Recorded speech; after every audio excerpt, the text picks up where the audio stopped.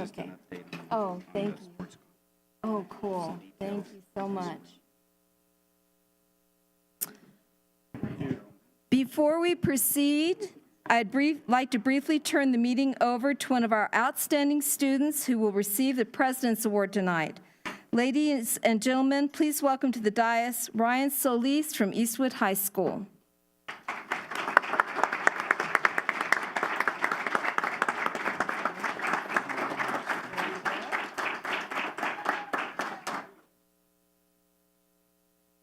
Thank you, Ms. Woodruff, and good evening, everybody. My name is Ryan James Solis, and I'm a senior at Eastwood High School in the Ysleta Independent School District. It is my sincere honor and my pleasure to call this meeting to order. Thank you. We're gonna hit it again. We're gonna hit it again. Right? Now the meeting's in order. Party natural. Super job. Thank you very much.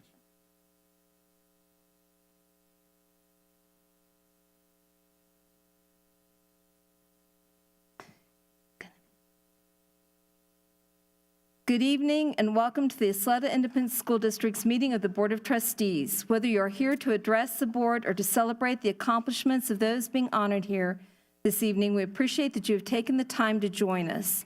We invite you to share comments with the board during the public comment portion of our meeting. The public comment sign-up cards show the rules for participating. Legally, the board may listen but may not enter into a discussion on the issue raised. We remind everyone that this is a board meeting often attended by students and ask that we all conduct ourselves in a manner that best represents the values and traditions of the Ysleta Independent School District. Please turn off or silence all cell phones, tablets, and other electronic devices, and thank you for your attendance. This meeting of the Board of Trustees is called to order at 6:04 p.m. We have a quorum with Carlos Bustillos, Richard Cudier, Sotero Ramirez, Cruz Ochoa, Catherine Lucero, and myself, Connie Woodruff. Mike Rosales will be arriving late. Trustee Bustillos, please introduce the Riverside High School ROTC. It has become a tradition to honor our nation at each of our board meetings by presenting the colors, reciting the Pledge of Allegiance, and then posting the colors. The colors tonight are being presented by the Junior ROTC Color Guard from Riverside High School. Color Guard Commander is Cadet Marianne Ramirez. The other Color Guard members are Cadet Rocio Ramirez, Cadet Kevin Ortega, Cadet Jose Gonzalez. The pledge leader is Cadet Fabian Perez from Riverside High School. Will you please stand for the presentation of colors, the reciting of the Pledge of Allegiance, the Texas Pledge of Allegiance, a moment of silence. Please remain standing until the cadets have departed.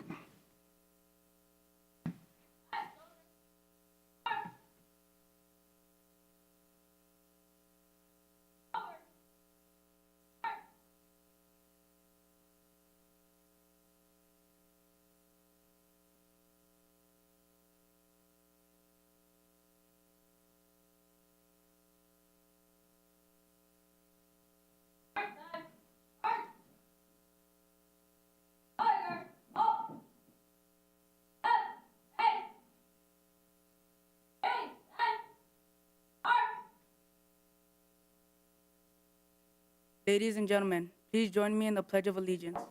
I pledge allegiance to the flag of the United States of America and to the republic for which it stands, one nation, under God, indivisible, with liberty and justice for all.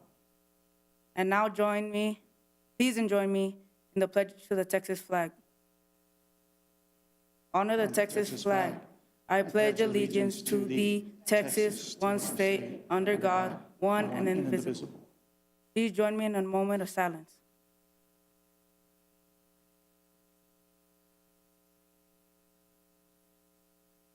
Thank you.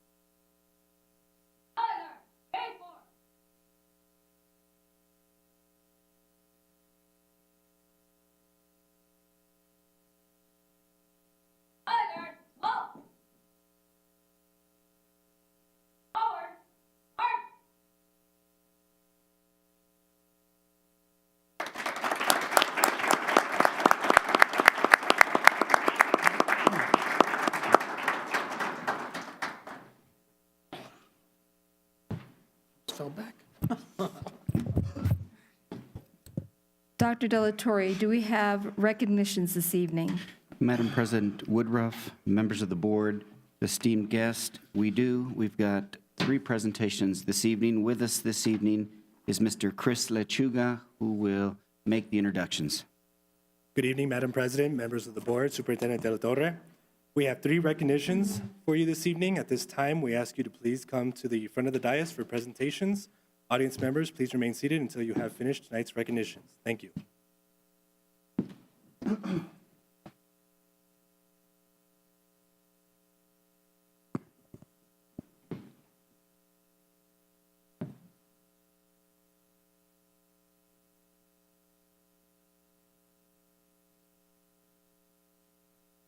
Our first recognition is in honor of Eastwood High School senior Ryan James Solis, who has devoted nearly 500 hours of his free time over the past 4 years to community and public service. Aside from participating in more than 20 extracurricular clubs, Ryan is an active part of the Greater El Paso Chamber of Commerce, where he has served as an associate director and the youngest member of the Board of Governors for 2 terms. He is also a district office intern with State Representative Cesar Blanco in the office of the Texas Minority Whip.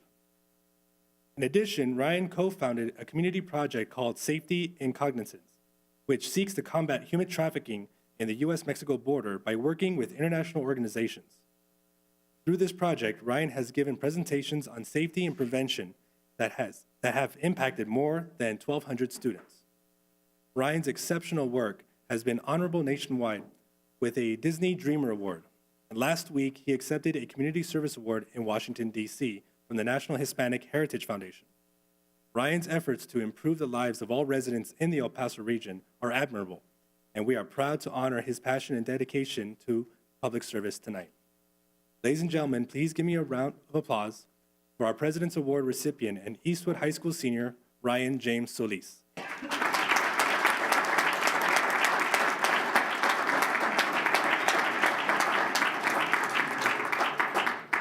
Ryan is accompanied by Assistant Principals Ms. Belinda Acosta and Mr. Jacob Valtierra, and Principal David Boatwright.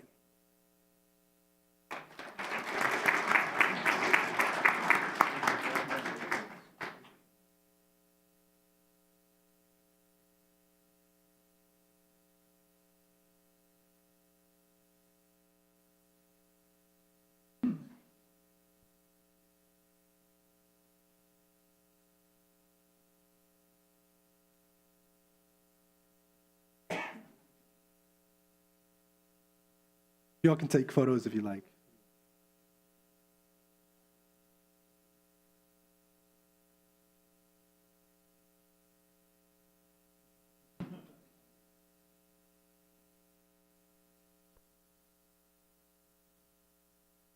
Let's hear it one more time for Ryan James Solis.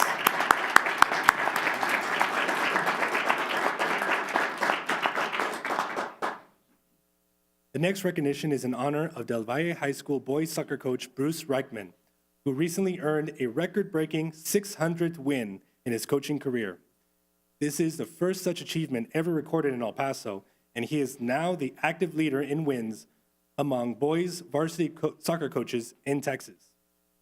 Coach Reichman's career in education began in 1987 at the newly opened Del Valle High School, and nearly 31 years later, he remains Del Valle's first and only varsity soccer coach. He has coached students to 2 UIL state championships, 1 state runner-up finish, and 5 Final Four appearances. He was inducted into the El Paso Athletic Hall of Fame, and in 2013, he was named State and National Coach of the Year by the National Soccer Coaches Association. That same year, the city proclaimed that every August 13th shall be recognized as Coach Bruce A. Reichman Day. Ladies and gentlemen, please join me in a round of applause to congratulate our winning Del Valle High School soccer coach, Mr. Bruce Reichman.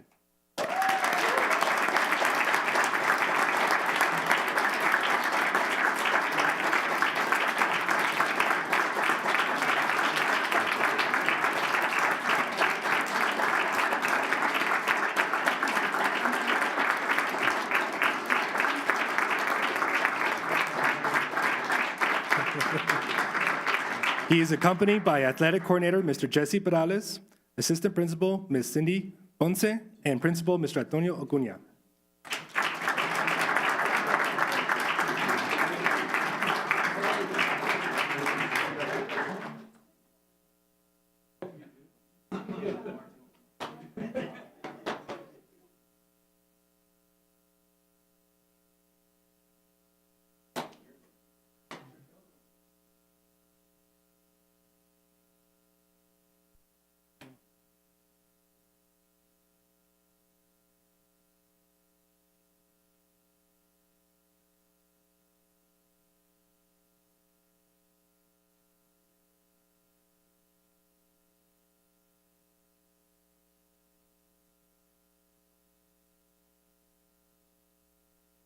Let's hear it again for Coach Reichman.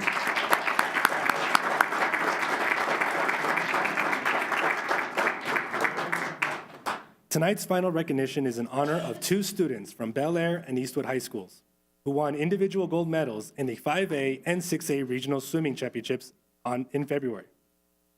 From Bel Air High School, please help me welcome the 5A regional gold medalist in both the 200-yard freestyle and 100-yard butterfly, Armando Flores.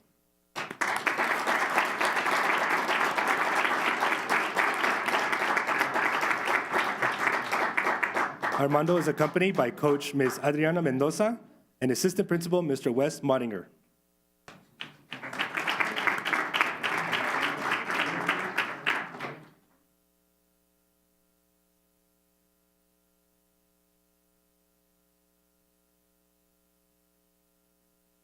And from Eastwood High School, please help me welcome the 6A regional gold medalist in the 100-yard freestyle, Omar Torres.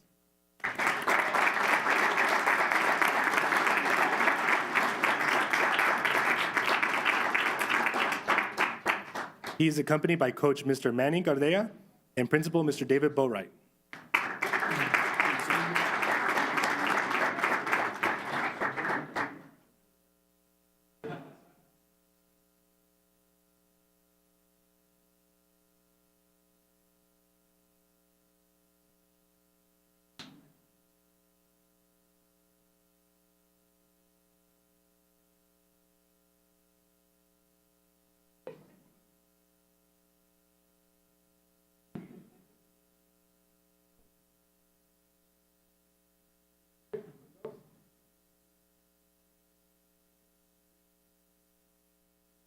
Let's hear it again for our gold medal swimmers, Armando and Omar.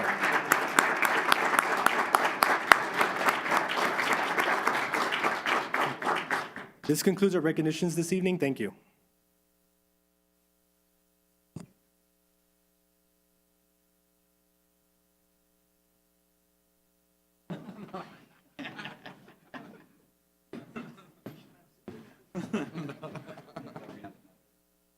I know.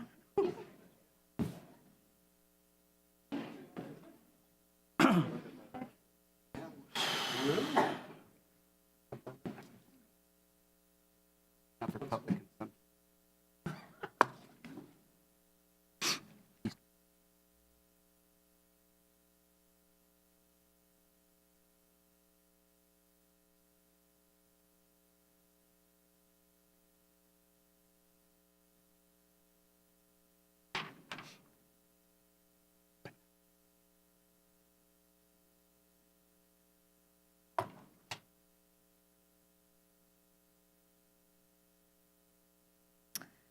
We will now discuss consent and policy agenda items as listed in the posted notice of the regular meeting of Ysleta Independent Board of Trustees for February 12, 2018, and related recommended motions with the superintendent and executive cabinet, and receive responses to questions and/or requests for additional information through the superintendent in preparation for deliberation and action on said items at the February 12, 2018 regular Board of Trustees meeting.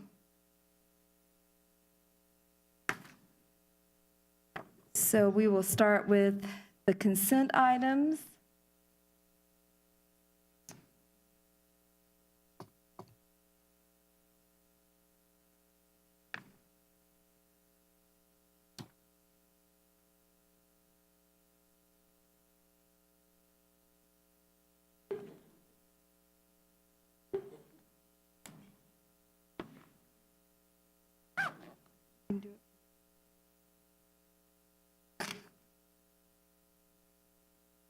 right, we'll start with consent item number 1. Are there any questions on the monthly financial updates for December 2017? Number 2, budget amendments requiring board approval. I actually have a question on that one. One of the amendments was something to do with adding fund balance for the child nutrition. I'm just wondering, and we want our kids to eat, so I'm just wondering why that happened. So for the first time in the history of the way this fund has been managed, we actually broke out purchase orders by every location, and that has not been historically true. So we weren't exactly sure how much each purchase order for every single campus needed to be. And in order to allow every campus to maintain the capacity they need for the entire year, we're moving it from fund balance just for the purpose. We will not spend anywhere near this amount, but it's easier and cleaner to allow the purchase order to play all the way out and finalize so we know exactly what each campus spends. We're not holding it back. That makes sense. Right. Does anybody else have any questions on that item? Okay. Number 3, sale of 2 surplus portables at Bel Air High School by auction. Number 4, 2018-2019 instructional calendar. Number 5, approval of update to class size waiver for submission to the Texas Education Agency. Number 6, approval of an increase of $440,000 in the amount of total awards under YISD solicitation number 217040 RFP Mental Health Services. Number 7, approval of award of YISD solicitation number 218010 RFP Career and Technical Education. And number 8, approval of award of YISD contract number 201-80092 with Region 17. Okay. Are there any consent items that need to be pulled from this agenda? Okay. We'll move on to the policy action items. Okay, so policy GKC local, community relations visitors. No? Okay, policy BBE local, board members authority. And I had a question on that one. Does anybody else have a question on that one?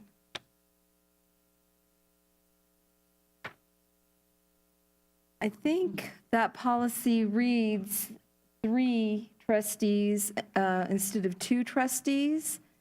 And I believe for that to match our board operating procedures, that needs to be changed to 3. Can somebody pull that up and look? Because no, but I'm not talking about in that one. It's in the policy itself. When I was reading through it, I saw a line through the 2, and it said 3, I thought. Am I wrong? Let's just make sure. Well, let's just make I thought sure, it was the other way because- around, but let's make sure. The idea is that it reflect your board operating procedure.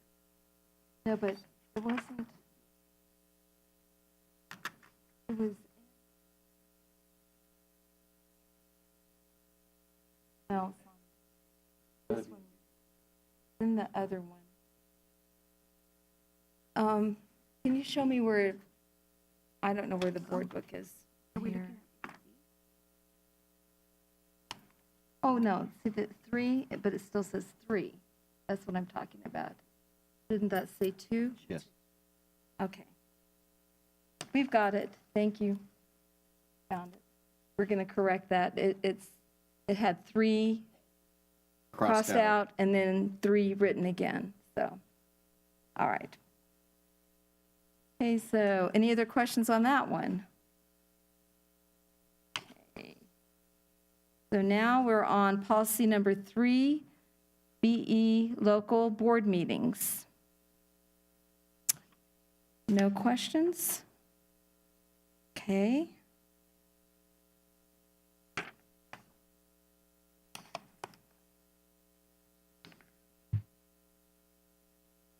Okay, so and the order of business shall be set out in this posted agenda unless changed by consensus of the board during the board workshop. There were no items pulled for separate consideration.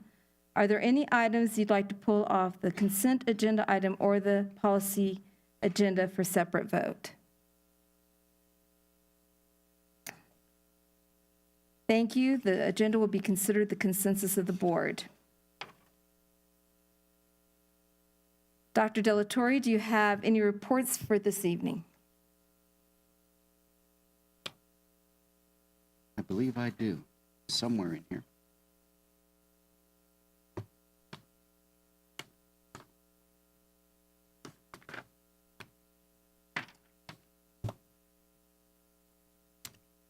I may not. There's way too many papers up here. Thank you. I'm sorry? Oh.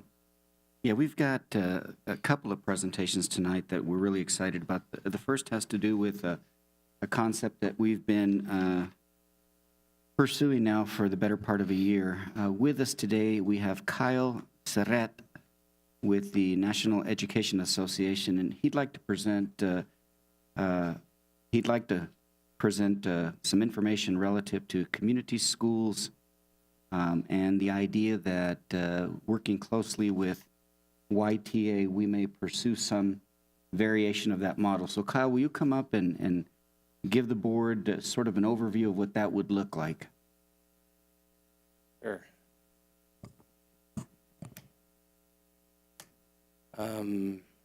President, school board members, superintendent, staff.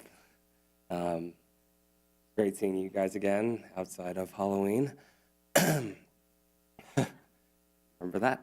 Okay, so I'm Kyle Serret, and I'm with the National Education Association, and I'm one of many who work at the NEA who are knowledgeable about community schools and schools improvement. So in the next 3 hours, I get 3 hours, right?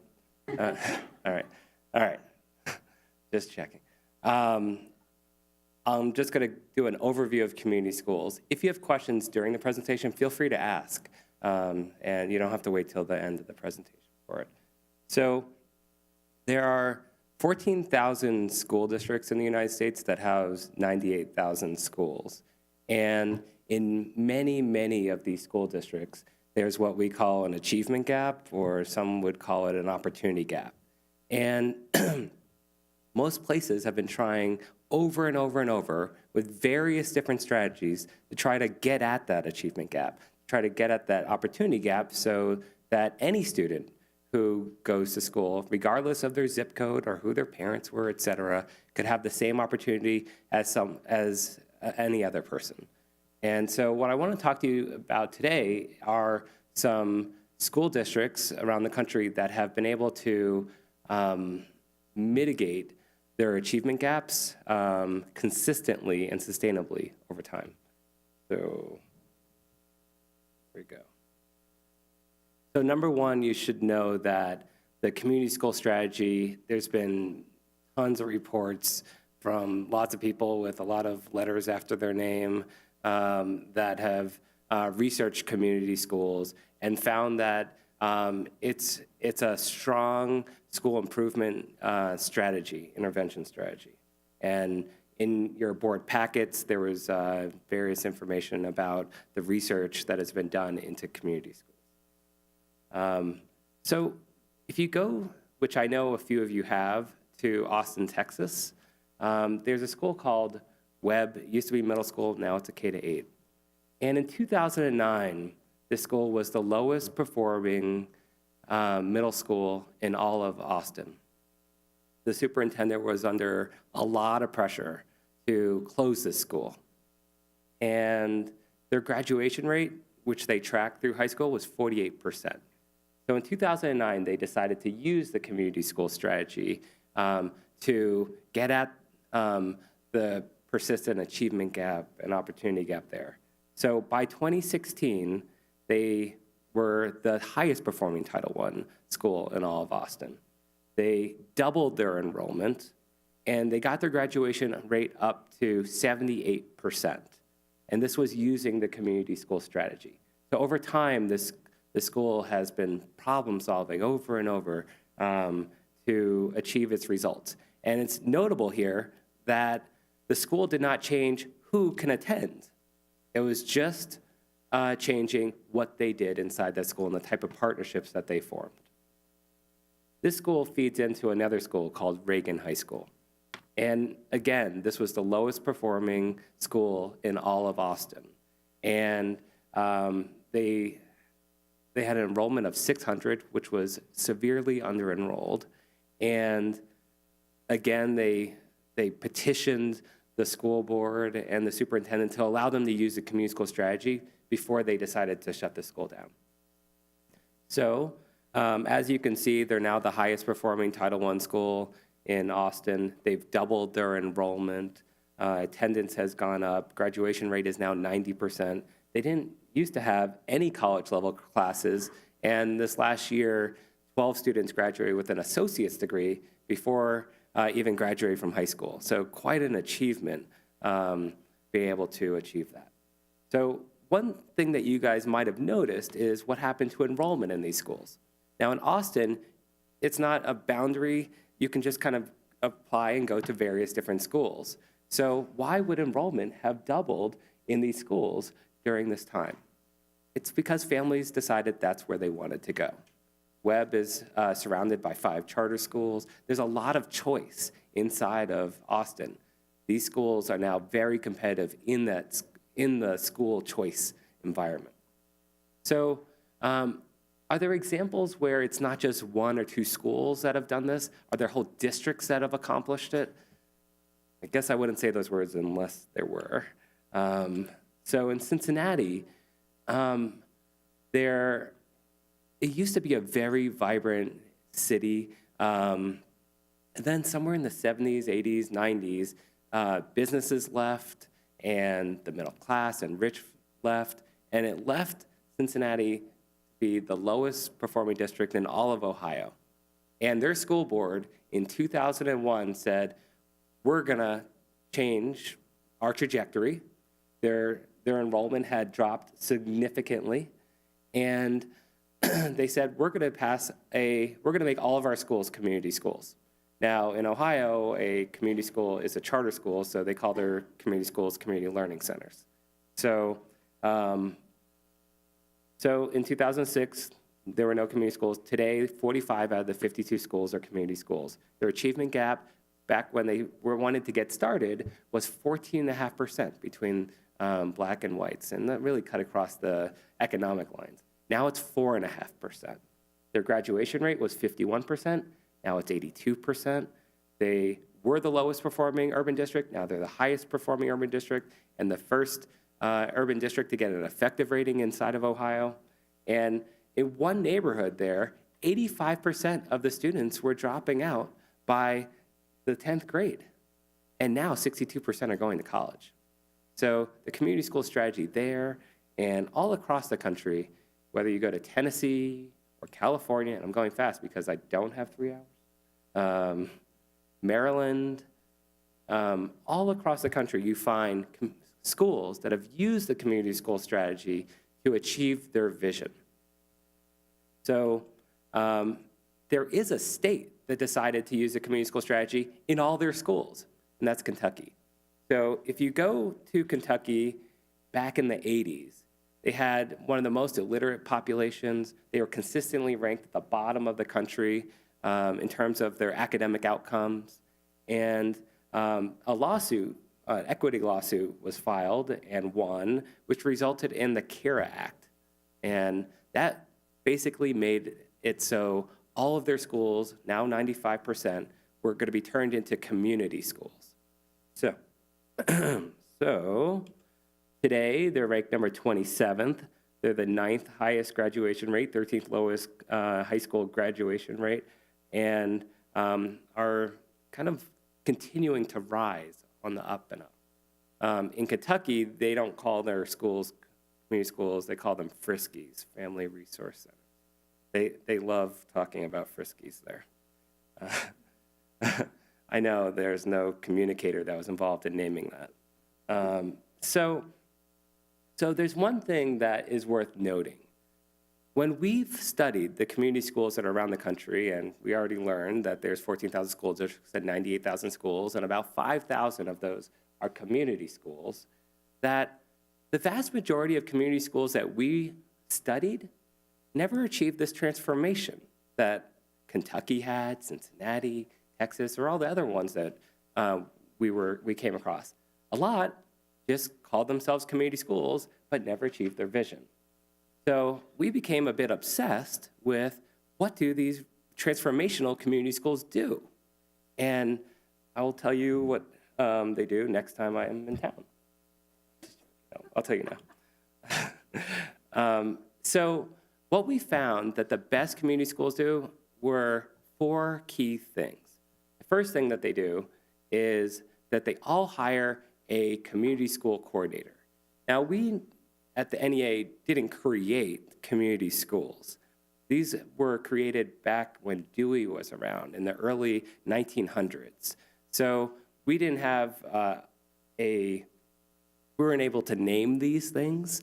So when we've done our polling, when you talk to the general public and you say community school, no one knows what you're talking about. They think you're talking about neighborhood school.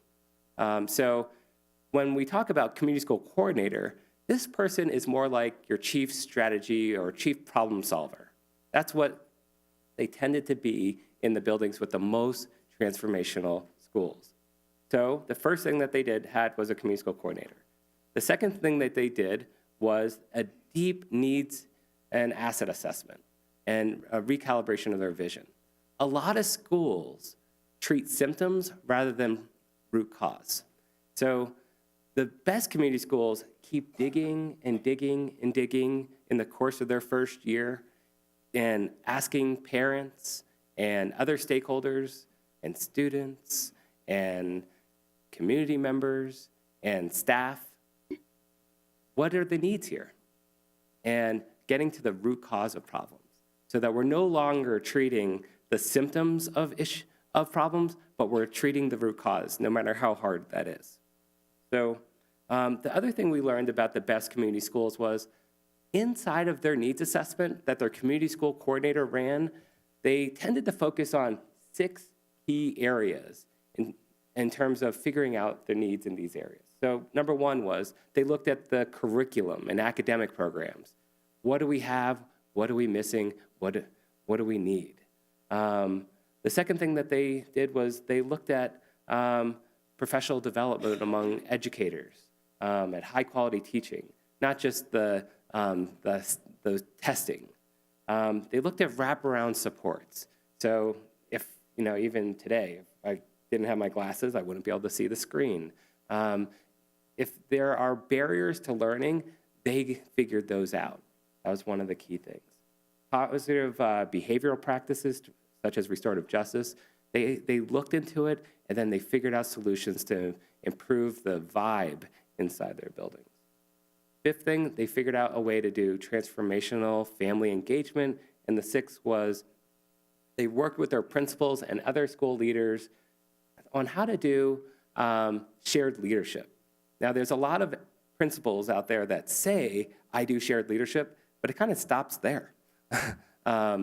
So this was digging down deep with those principals and leaders to figure out how to use shared leadership. Because in order to solve the very complex stuff that we're dealing with here in terms of achievement gap, it's like hard, or else we would have solved it already.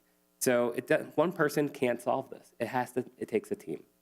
So the community school coordinator, over the course of 6 to 9 months in these really good community schools that have achieved transformation, they spend 6 to 9 months doing their needs assessment with family, staff, students, and community. And it's the job of a community school coordinator not to do the surveys and the focus groups and the forums and all those other things that are necessary in order to get 75 to 100% engagement during their needs assessment process. It's the job of the coordinator to develop a team that is necessary to get to that level of engagement, to get to the root cause. So that's what they do. And every week, they report to the principal on their progress of how far that they were able to get in terms of stakeholder engagement. Now, I want to play a video for you of the student engagement in a school that's right up the road from here in Las Cruces. I could say right up the road, right? Because it's like, what's an hour or so?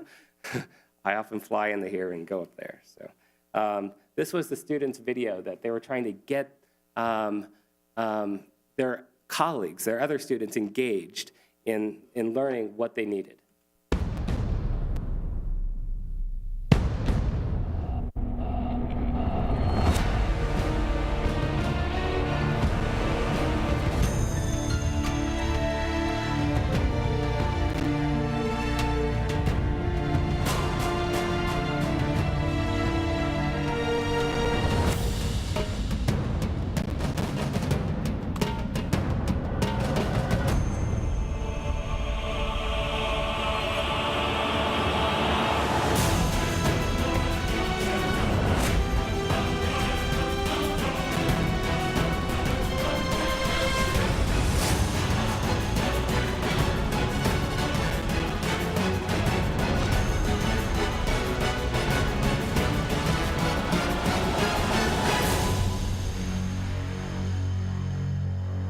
You can see the students had some fun leading the process to engage the rest of their colleagues.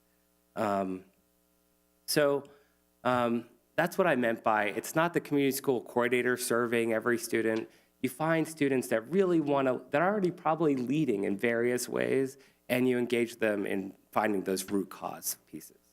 So after you find out all those needs and you spend all that time getting to your root cause, the next thing that these best practice community schools did was they created these problem-solving teams. Now, do you remember in Cincinnati, there was that neighborhood where by the 10th grade, it's called Lower Price Hill, by the 10th grade, 85% of the students were dropping out by the 10th grade, and now 62% are going to college. I want to give you a sense of the types of problem-solving teams that they had to create. So up above, you can see Jamie, the community school coordinator. And you're not meant to read all the small print here, but if you look at the columns, these are the problem-solving teams that Jamie is helping to coordinate. So this is page 1, this is page 2, this is page 3, this is page 4. It took all of these problem-solving teams, and I because of time, I would have showed you 3 other problem-solving team pages that had to deal with academics and various other pieces. This is what it took to get from 85% dropping out to 62% going to college, creating these problem-solving teams. So that's the job of the community school coordinator, is to set up these problem-solving teams that are based around root cause, and it's really quite simple. The best community schools keep trying to solve problems. So they run into a problem, they analyze it, they get it wrong a lot of the time, but then they keep trying to solve it, and eventually they get there. That's like the magic of community schools, which is not exactly the culture you find in a lot of schools. It's a problem, everyone recognizes it, but maybe doesn't do anything about it. Or there's a problem, and we kind of sweep it under the rug, like, oh, I don't want to show this problem. But at community schools, problems are attractive. And so when you have a problem, you have a strong process to deal with it. So this is one example, then about to wrap up.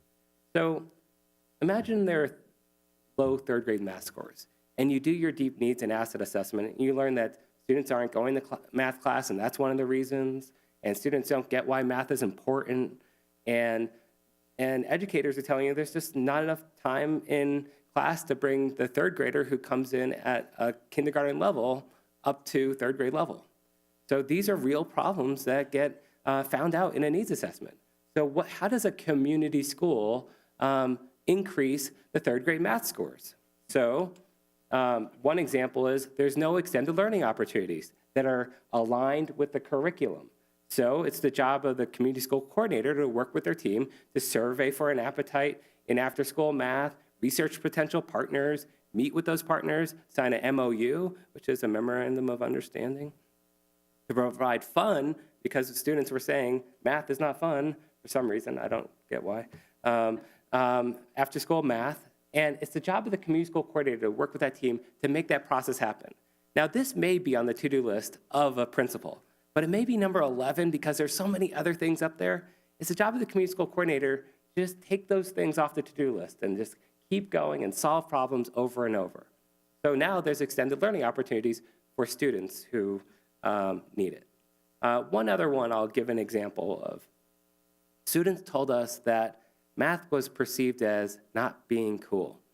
Okay, so either you kind of say, well, you should just get to know math better, or you could maybe make it cooler. So a community school would look into this and say, well, let's get some motivational speakers. Let's do some fun field trips to a skateboard factory that uses lots of math in it. Let's do some awards and let's do some rewards. And this will be our path to trying to solve these problems. So these schools tend to do and by the way, like making math cool is a cool statement, but it's not specific enough, is it? So the best community schools tend to say 85% of students will report that math is cool by the end of the year, as is conducted by some survey or something like that. So these schools would then try it out. They would, through their problem-solving teams, they would invite motivational speakers, fun field trips, and they would measure it. And that is at the heart of community schools. So if I had a take-home message for everyone here, it's that, number one, community schools that just tried to do wraparound supports never transformed themselves. They had to get into the fabric of the school, and they had to look at everything, whether it was curriculum and teaching practices, or it was wraparound supports or family engagement. But they looked at all of those things. No one's able to solve very complex problems by looking at one specific thing. That's a truism. And the second thing is, they're obsessed with problem solving. And they're okay with getting it wrong over and over and over just to be able to get it right. So in the end, they tend to succeed. So there are all of these school districts around the country. Some are right next to each other that have figured it out. I've learned that there's a few other districts in El Paso that learn from you guys. This is great. But it's not the practice that school districts are learning from each other and are solving problems. And so part of my job is to share the best practices that other districts are using in terms of community schools and give you guys an intro into it so that you too, if you want to, can pick up and run with it. So happy to answer any questions. Yes, do you have questions? It sounds like a really great program. I just have a few questions. Yeah, go for it. What is the commitment from us as a district? What are you planning to start if we agree at our tier 1 schools, or where would you be starting, and how long is the commitment for? Okay, good question. So the commitment's forever. So I don't know if we can sign today, but so the best community schools, like, they never solve poverty or all that other stuff, but they do consistently try to solve problems, and problems change. That's what I mean by forever, is that once you start to do the community school strategy and you hire a community school coordinator, they're kind of constantly problem solving. But for the school board, what school boards tend to consider is how do we scale this up in our district? So it's smart to do a policy on how does this district do community schools, so that you have a very clear understanding. We ran into a lot of districts in a lot of different states that kind of started at one place and another place without having a clear path and standard for how to do community schools. So we recommend passing a policy that makes a team of experts and allies to create a policy on how to do community schools. The only thing you need to start a community school, other than like a clear policy, is to hire a community school coordinator. So this community school coordinator usually serves on the leadership team. It's kind of someone who you would consider to be your principal or assistant principal. So like one of those folks, maybe even a lead teacher. So as a school board, I guess there's a lot of things that you try to solve in the moment, right? And then like a lot of people view community schools as a program rather than a strategy, but in reality, there's some consistency it takes over time to achieve these results. So as a school board, like what I recommend to you is stick with it and stick with it over time. Don't expect to get to transformation in year 1 or year 2, but see progress over time. And number 2 is make sure that it's paid for with the cost of that community school coordinator in each individual school. Did I answer your questions? All right, is there another? Feel free to ask a clarifying question. I'm happy to kind of. You're good. Yeah. Okay. Any other questions? I just had a question. You brought up Las Cruces. Yeah. Is there any other schools in the area that use community schools? And what has been the success stories of the Las Cruces school? And how long have they had it for? Las Cruces just started about a year ago. So, Okay, so they're barely in the beginning process of it. yeah, so like I know a few of you have gone to Austin, if you consider that in the area.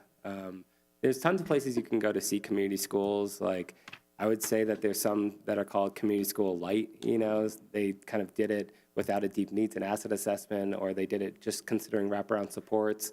So almost all the community schools we found had various flaws and best practices, but the best practice ones tend to have fewer of those flaws. And how Sir, did the education? I'm so Oh, sorry. go ahead. Mr. Codier, just to answer your question, I think to help, no community school exists in the region. Okay.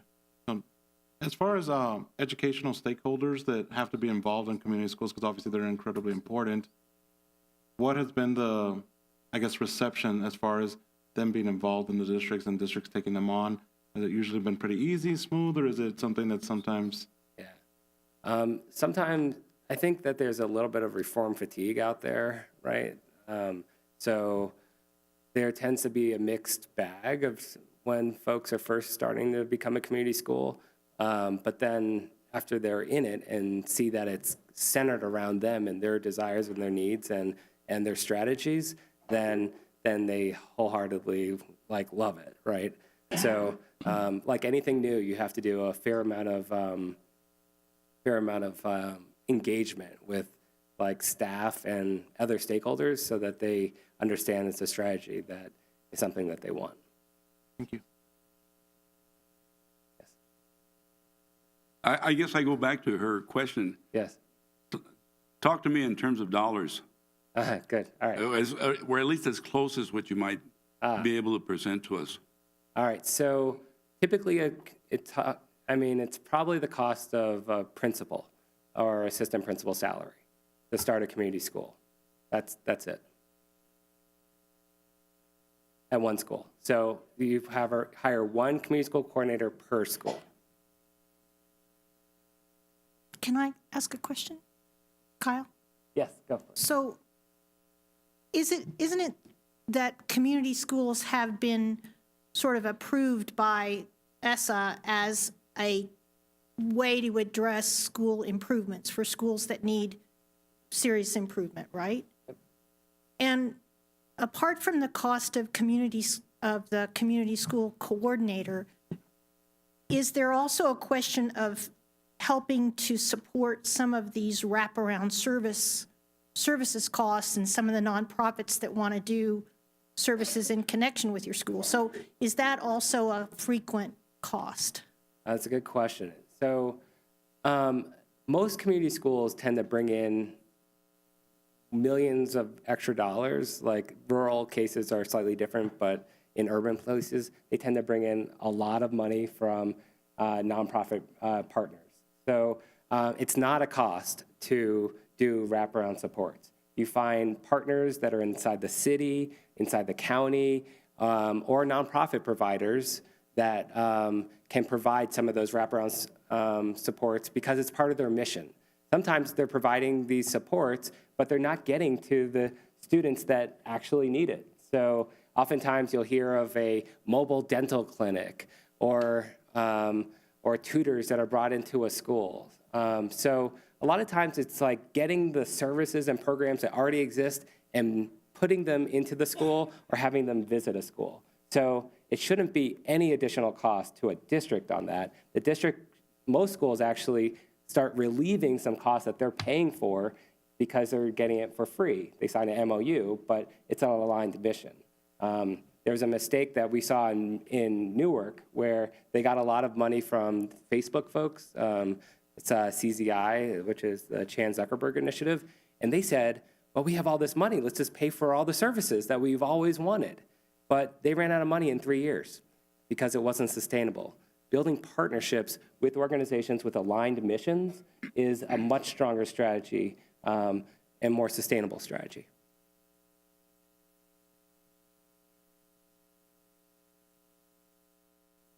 Any more questions? Thank you very much. Thank you. Thank you.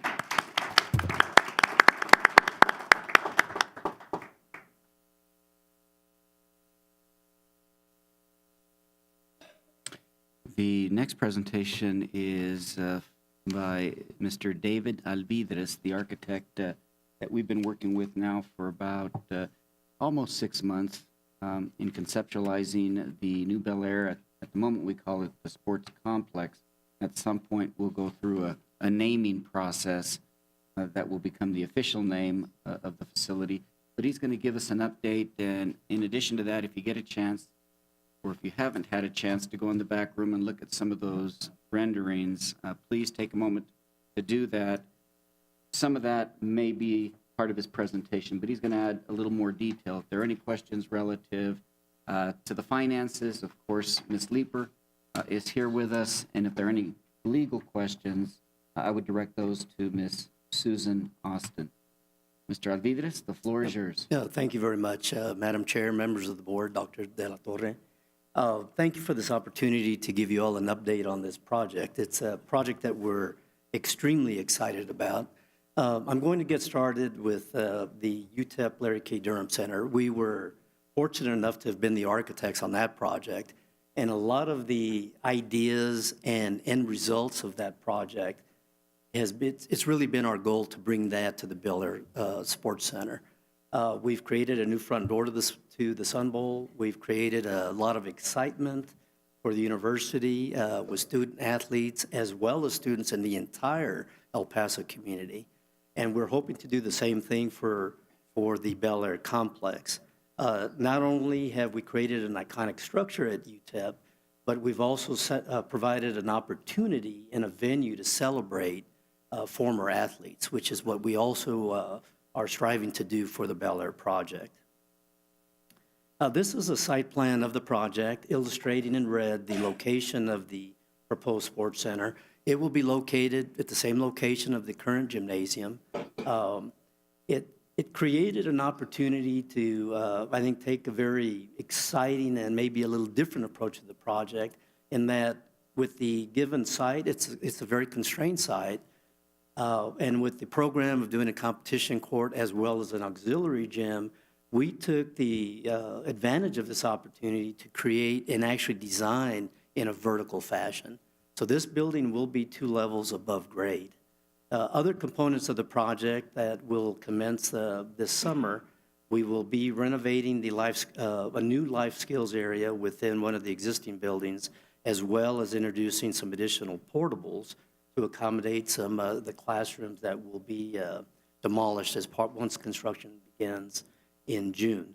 This is the main level of the project, and the competition court is, I guess I would describe it as being, it's a depressed bowl in that it allows us to make the building very, very transparent.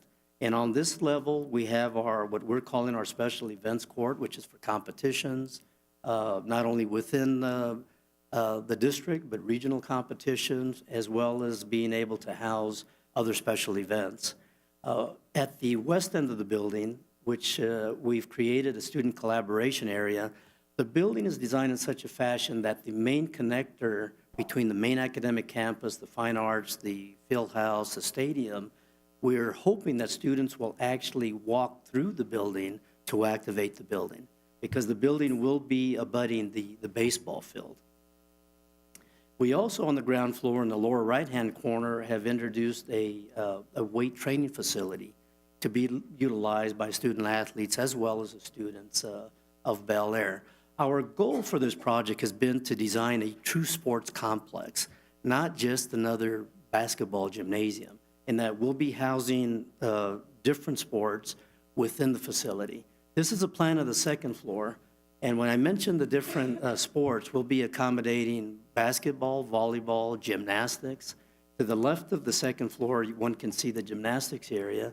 We have a dance area, we have wrestling, and then also on the second level, we have a running track that can be utilized during inclement weather. So this really, if you look at this project, it is very comparable to a university sports center, and we're doing it at Bel Air. Now, one of the, I think, very exciting things about this project, in that most gymnasiums are enclosed or introverted-looking buildings, to where until you enter, you really don't derive and experience the excitement of these buildings. And so what we've done with this project is we've created what we're calling a transparent building. This is a rendering of the competition court. The glass wall on the left-hand side of the image faces out to Yarborough. So the building will be very connected to the overall community. And our goal with this project is not only will we inspire the student athletes and students of Bel Air High School, but also students and families within the community itself. This is the entrance to the facility. On the right will be our Hall of Champions, where, again, we'll celebrate and tell, hopefully, a story of former athletes and really tell the story of the Big Red Pride. I mean, there's a lot of spirit at Bel Air, and we really are attempting to take full advantage of that. Now, another thing we've done, given that this is a high school competition court, as I mentioned, the competition court is one level below, to where there will be no conflicts with students kind of, they have a tendency to cruise courts. So everybody will be looking down at the competition court itself. This is the student collaboration area. To the right of this image is the baseball field. And this is that connector to the field house, the fine arts, and to the stadium, that hopefully students will congregate here, they'll collaborate. This facility will have Wi-Fi. And so it's, again, a location to not only celebrate sports, but also to celebrate academics. This is the second floor. And again, as I mentioned, we have basketball, volleyball. We have wrestling on this level. We have dance. To the left of the image is the gymnastics area. And then we also have that running track that I mentioned. Now, the entire facility will be flooded with natural light. This is the Yarborough image. And as I mentioned, it's a very transparent facility. Our goal has been to create an iconic structure for the community, but a building, again, that is transparent and well-connected to the neighborhood. We want children in the neighborhood, during whether it's a practice or a game, to go up and stand against that window wall and see the players practicing, see the players competing, to where this becomes Bel Air's building. I mean, we feel this is setting a new standard for gymnasiums. Again, we feel very confident that this facility will become a legacy facility for Bel Air and the Ysleta Independent School District. This is the west elevation that overlooks the baseball field as well as the mountains. I'm a native El Pasoan, so everything that we design, we always, again, make it our best effort to connect to our community, to our terrain. And we have a balcony on the second level that will allow folks to experience a baseball game while experiencing the panoramic view of the mountains as well as Juarez. Now, this project, we have been working on it for a few months. We're really excited that we're getting ready to start the bid process. The overall schedule is to commence construction in June, with the completion of December 2019, with availability of the facility for the spring semester of 2020. And working with the district's construction manager at risk, who was recently engaged a couple of months ago, we've been working very closely with them to establish a schedule. And this schedule reflects the first bid package, which will be the demolition of the gymnasium, as well as some utility realignment, the life skills project, as well as the portable relocation. That first package will be bidding at the end of this month. And then thereafter, we'll be bidding 3 subsequent packages to be bid in March, April of this year. There could possibly be one last package that would bid in May. And so the first package will be coming back to the board on your first meeting in April for the demolition. Again, there's been a lot of planning, working very closely with the campus, with the district, with your bond management group. And we have a very strong team to realize this project and see it come to fruition within the schedule. So again, we thank you very much for this opportunity for our firm to have been in a position to partner with the district to create what we feel is going to be a very, very exciting facility. One last thing I think I'll leave you with, and I think I've mentioned this before, when one of our very first projects, and speaking with some of the coaches at the campus, one of the coaches mentioned when they go to competitions out of town, their kids always mention or ask why they can't have facilities like other school districts within the state of Texas and elsewhere. And we really feel that this project will now become the talk of not only our community here in El Paso, but the entire state. Thank you very much. Thank you. Do we have any questions? No? Thank you very much. Okay, thank you very much. Madam President, members of the board, that concludes our presentations tonight. I think now would be a good time to take about a 10-minute recess for a health break. And also, if you want to take a look at those cool renderings in the back, it might be a good chance.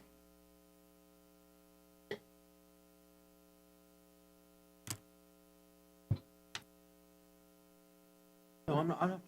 No, go ahead. Do what you got to do. Do you want me to ask Emily about what she wanted on this? You think it's okay like that?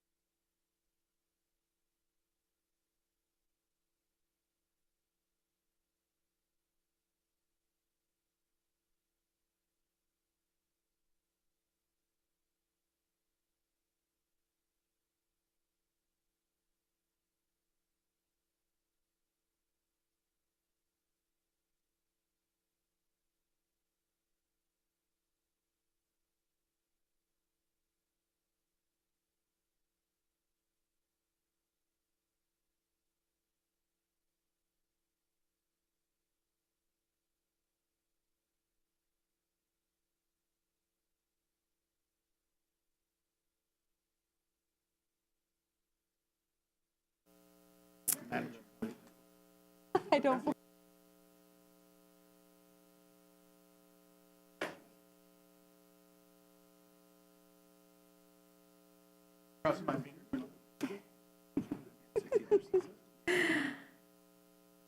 We will reconvene at 7:23.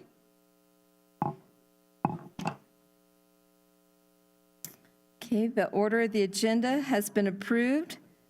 Therefore, one vote may be used for all the items listed under the consent agenda.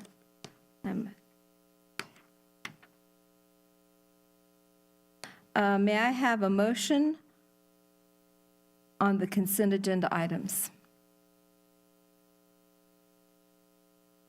President Woodruff, I move to approve the consent agenda items listed on this agenda as recommended by the administration. We have a second by Connie Woodruff.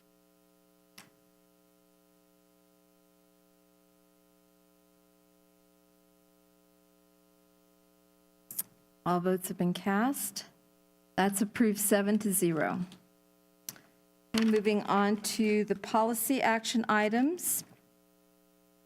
The order of the agenda has been approved. Therefore, one vote may be used for all items listed under the policy action items. May I have electronic motion and second on the policy agenda items as listed on this agenda as recommended by TASB and administration?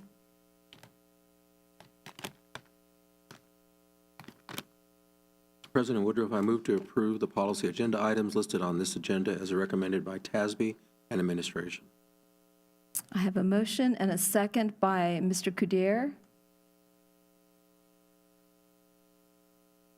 And that's approved 7-0. Moving on to our action items.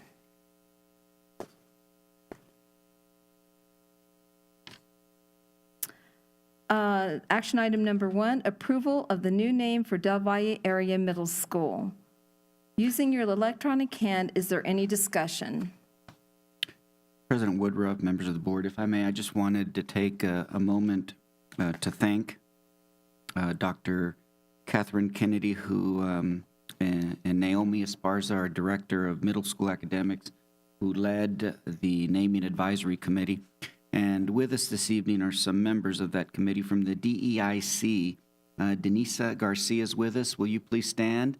Thank you for giving of your time. Two of our campus administrators, Ms. Teresa Heimer and Mr. Gerald Whitman, are with us this evening. Thank you both. Faculty staff member Yolanda Marquez, welcome.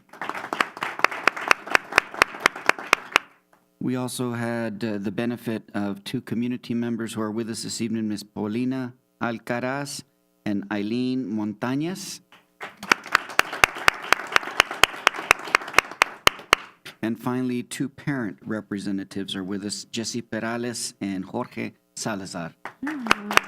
Thank you both very much. I want to thank you also for your service. I know it's not an easy job to come up with these names, even though some people might think it's kind of like, well, yeah, that's the name. But I know it's not easy, and we just appreciate your hard work accomplishing this for us. Thank you. I also wanted to thank you all as a team and Coach Perales, because he's always involved from naming schools to making sure that each kid gets some attention, even when it's not necessary, and being the best coach that we ever had at DV, so thank you.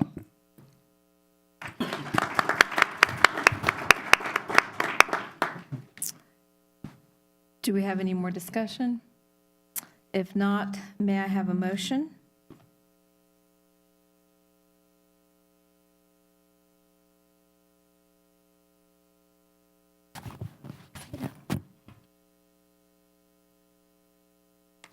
I move to approve Del Valle Middle School as the name for the new middle school in the Del Valle Learning Community as submitted by the Facilities Naming Advisory Committee.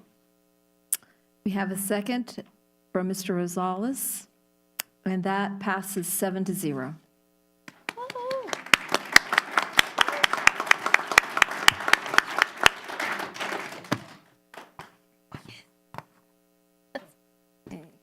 Moving on to action item number 2, approval of the 2017-2018 Board Operating Procedure. Using your electronic hand, is there any discussion? Mr. I just wanted, Oh, go ahead.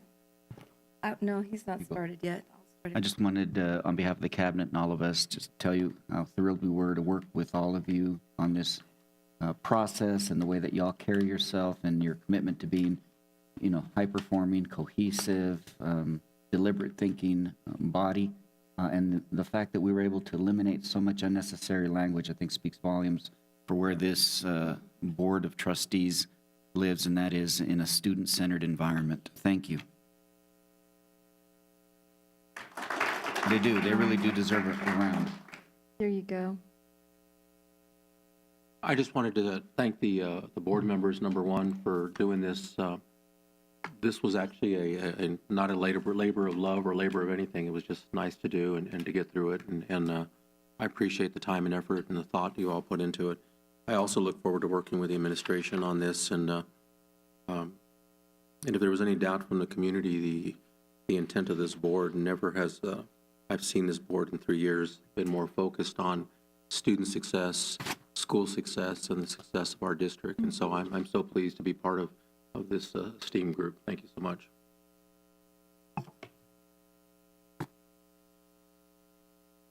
Do we have any others?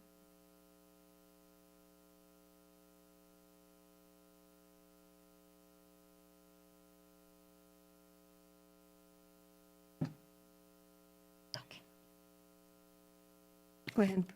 Do you need to, did you want to speak? Oh, no other speakers? Okay. There's no other speakers, then or further discussion, may I have a motion? Okay, I will make the motion. Uh-oh, it all went off. It all went away. Everything. Can we go ahead and take a manual vote? All right, okay, let me make the motion first. I move to approve the 2017-2018 Board Operating Procedures. Is there a second? I second that. All approved, raise your hand. Anybody to the negative? That passes 7-0. Right. Wow. We're at the end. If there's no further discussion, may I have a motion to adjourn?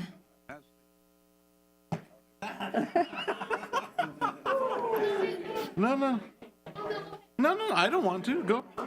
No, we have one more thing to do.